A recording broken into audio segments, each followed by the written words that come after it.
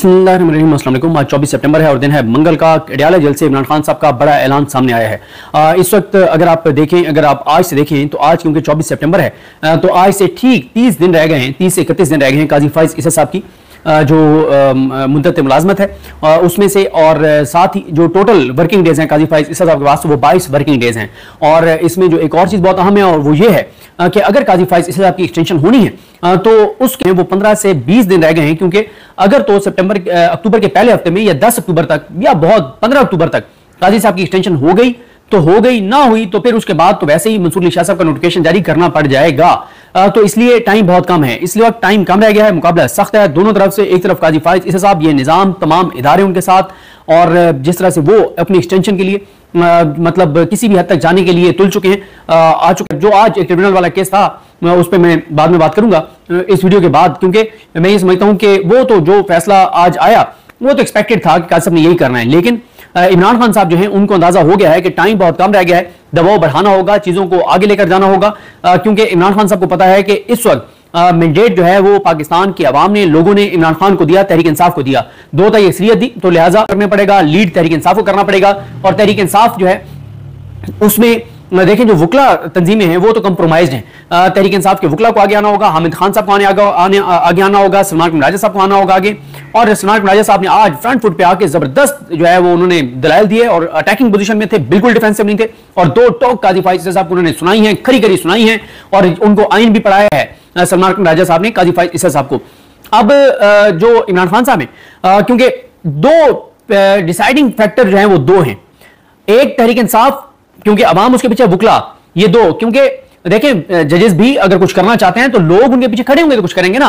अगर supreme court के बाहर 10 से 15 हजार लोग खड़े हैं तो तब भी जजेस जो है वो बहुत एक्सट्रीम पे जाएंगे, उन्हें पता होगा पीछे हमारे 10 से 15 हजार लोग सुप्रीम कोर्ट के बाहर खड़े हैं, और टाइम वो आ गया कि पाकिस्तानियों को जो है वो निकलना होगा। और ये अपनी जात के लिए नहीं, ये सिर्फ तहरीक इंसाफ की बात नहीं है, ये इमरान खान की जात की बात नहीं है, ये पाकिस्तान की बात है।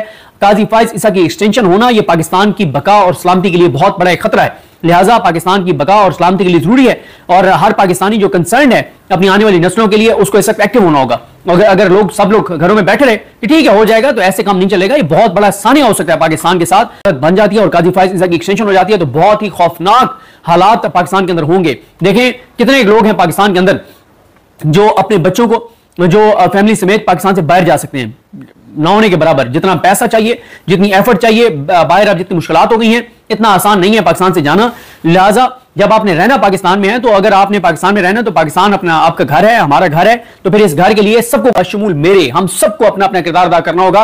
और अगर कोई यह समझता है कि वकील निकलते हैं और उन्हीं का जिम्मेदारी है, नहीं, हम सबको उनके साथ, वकीलों के साथ निकलना होगा। कोई भी जमात इस वक्त निकलती है, कोई बंदा निकलता है, हम सबको उसके पीछे खड़ा होना होगा अगर हम पाकिस्तान को और पाकिस्तान की आने वाली नस्लों को बचाना चाहते हैं और पाकिस्तान की बका और सलामती हम चाहते हैं, तो बहुत जरूरी है। तो इमरान खान साहब ने आज जो अडयाला में गुफ्तगू की है, वो गुफ्तगू के पॉइंट्स आपके सामने रखता हूं जो वहां से रिपोर्ट हुआ, और ये भी आपको बताता हूं कि चीजें इसके बाद क्या है, किस तरफ जा रही हैं। इमरान खान साहब ने कहा है कि सुप्रीम कोर्ट के मखसूस नशिस्तों से मुतालिक फैसले से सब वाज़ेह हो गया, चीफ इलेक्शन कमिश्नर जानिबदार अंपायर ही नहीं बल्कि इनकी टीम का ओपनर बल्लेबाज है, काजी फाइज ईसा दूसरा बल्लेबाज है। इन तमाम हरकत, इन तमाम की जो हरकतें हैं वो मफाद का टकराव है, कंफ्लिक्ट ऑफ इंटरेस्ट है, जो काजी फाइज ईसा कर रहे हैं, जो सिकंदर उस्मान राजा कर रहा है, ये काजी फाइज ईसा भी अपने एक्सटेंशन के लिए कर रहे हैं, सिकंदर उस्मान राजा को भी एक्सटेंशन दी जानी है, तो ये सब अपनी एक्सटेंशन लिए कर रहे हैं, तो ये मफादात का टकराव है। इमरान खान कहते हैं कि ये चाहते हैं कि इन्हें 2 तय अक्सरियत मिल जाए और अंपायरों को तोसी मिले। वाज़ेह हो गया है कि काजी फाइज ईसा लंदन प्लान का हिस्सा है। काजी फाइज ईसा ने कौम के साथ फ्रॉड किया। हमारी 9 मई और 8 फरवरी की दरखास्तें काजी फाइज ईसा ने नहीं सुनी। हर हरबे के जरिए हमारी नशिस्तों को कम किया जा रहा है। काजी फाइज नहीं है, अभी खान साहब को पता होगा कि अभी एक और काम होने जा रही है, अलीगढ़ बलोच वाली जो रिव्यू जिस तरह से लगाया गया और इलेक्शन कमीशन से जो रिकॉर्ड जाली रिकॉर्ड जो बताया गया कि बनवा लिया गया, तो एक सीट और भी जा रही है। उसके बाद इमरान खान साहब कहते हैं कि हमारी कोई भी पिटीशन नहीं सुनी जा रही, सब कुछ बेनकाब हो गया। थर्ड एम्पायर इनकी पुष्ट पर है क्योंकि उसने भी तोसी लेनी है। नैब तरमीम का केस चल रहा था, तब भी कहा था कि हमारी दरखास्तें सुने, लेकिन हमें नहीं सुना गया। ये इमरान खान साहब अडयाला जेल से पेश हुए थे वीडियो लिंक के जरिए। तो इमरान खान साहब ने काजी फाइज साहब को कहा था कि हमारी दरखास्तें हम नहीं लगाई। काजी साहब ने कहा था कि आपके वकील को पता है कि दरखास्तें कैसे लगती हैं। उसके बाद इमरान खान साहब कहते हैं कि इलेक्शन से पीटीआई को बाहर रखना और पार्टी को मुकम्मल तौर पर उड़ा देने की कोशिश थी, यानी पीटीआई को बाहर रखना जो है वो बिल्कुल पीटीआई का खात्मा करने की एक कोशिश थी। अब सब बेनकाब हो चुका है, सारे पर्दे हट चुके हैं। मोहसिन नकवी एक यूनियन काउंसिल का इलेक्शन नहीं लड़ सकता, वो मुल्क का करता धरता बना हुआ है, मोहसिन साहब कुछ नहीं किया। जबरदस्त जजेस रास्ते में आए मगर उनको हटा दिया गया। जस्टिस इजाजुल हसन और जस्टिस मज़ाहिर अली अकबर नकवी को काजी फायज ईसा ने बाहर कर दिया। और ये जो इमरान खान साहब बात कर रहे हैं, ये काजी साहब के जो बहुत करीब रहने वाले रिपोर्टर हैं, वो आप ये बताते हैं कि काजी साहब ने कहीं पे ये शर्त रखी कि अगर आप मुझसे ये चीजें चाहते हैं कि मैं ये चीजें करूं, 8 फरवरी का इलेक्शन रिग्ड हो, शरीफ खानदान को इक़्तिदार में लाया जाए, नून लीग को इक़्तिदार में लाया जाए, पीटीआई को बाहर किया जाए, इमरान खान के केसेस ना लगाऊं, इमरान खान को सजाएं हों, तीसरी सजाएं हों, गिरफ्तारियां हों, इंसानी हुकूक की पामालियां हों, तो खुद काजी साहब के जो करीब रहने वाले साफी हैं वो आप ये कहते हैं कि काजी साहब ने कहीं पे शर्त रखी कि अगर आप इन 2 जजेस का इस्तीफा मुझे लेके दे देते हैं, इजाजुल हसन और मज़ाहिर अली अकबर नकवी, इनके लिए ऐसे आप हालात पैदा कर देते हैं कि इनके पास इस्तीफे के अलावा ऑप्शन आ रह जाए, तो फिर जो है मैं हाजिर हूं।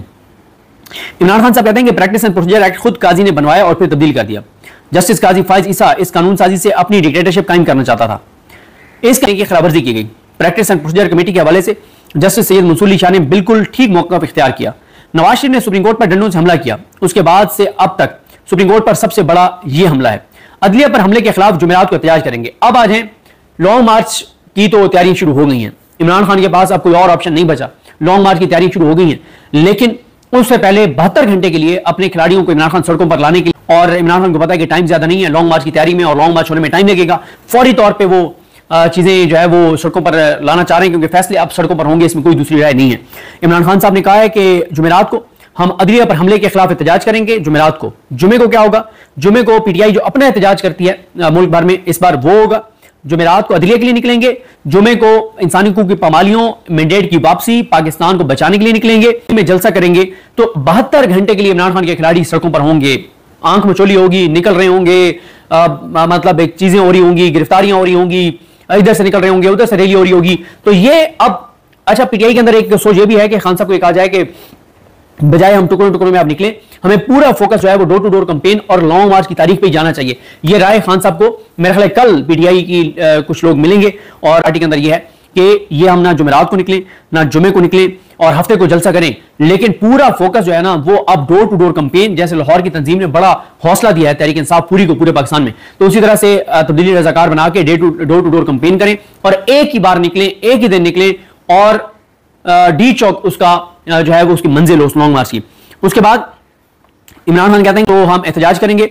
मातहत अदलिया मुकम्मल तौर पर इनके कंट्रोल में है, जो जज कंट्रोल नहीं होता उसको ट्रांसफर कर दिया जाता है। जो जज 9 मई के मुकदमात का फैसला देने लगे थे उनको भी तब्दील कर दिया गया। बदकिस्मती से हमारे मुल्क में DGI की तैनाती की खबरें हेडलाइन बनती हैं, दुनिया में कहीं भी किसी फौजी ऑफिसर की तैनाती पर खबरें नहीं छपती। ये सिर्फ मुल्क में, उस मुल्क में होता है जहां पे उनका सियासत में कोई किरदार नहीं होता, वहां पे कोई खबरें भी नहीं बनती। इमरान खान कहते हैं कि पाकिस्तान मुकम्मल तौर पर पुलिस स्टेट बन चुका है, मुशर्रफ के मार्शल आर्ट से भी सख्त है, मुशर्रफ के दौर में भी बड़े बड़े जलसे किए लेकिन कभी हमारे साथ ऐसा नहीं हुआ। ये अब है चीजें देखें, जो सूरत-ए-हाल नजर आ रही है वो ये है कि इमरान खान साहब को अब इस बात का पता है कि सड़कों पर माहौल बनाना होगा, सड़कों पर दबाव बढ़ाना होगा, फैसले अब सड़कों पर होंगे क्योंकि काजी फायज ईसा साहब जो हैं वो इतनी तेजी से अपनी एक्सटेंशन के लिए वोट पूरे करके दे रहे हैं हुकूमत को कि अगर पीटीआई ने तो बड़ी आसानी से काजी फायज की एक्सटेंशन हो जाएगी और उसके बाद फिर पाकिस्तान में अब तक जो कुछ हुआ है ये भी पाकिस्तान की 77 साल तारीख में नहीं हुआ था, और जो फिर होगा काजी साहब की एक्सटेंशन के बाद वो शायद गवातनामों पे और जहां बड़े बड़े जुल्म की दास्तानें जहां की मशहूर हैं वहां भी वो कुछ नहीं हुआ होगा जो काजी साहब की एक्सटेंशन के फौरन बाद या आईनी अदालत बनने के फौरन बाद पाकिस्तान के अंदर होगा। बहुत खौफनाक हालात होंगे, अल्लाह ताला रहम करे पाकिस्तान पर, चीजें बहुत ही ज्यादा जो है वो परेशान कुन है। तो देख पीटीआई पर, पीटीआई की लीडरशिप पर, अवाम पाकिस्तान पर, वकला पर कि लोग किस तरह से रिएक्ट करते हैं, लोग किस तरह से निकलते हैं, कितना टफ टाइम देते हैं। मुझे अपनी दुआ में याद रखें। अल्लाह की हम सब कामिल नासर। अल्लाह हाफिज़।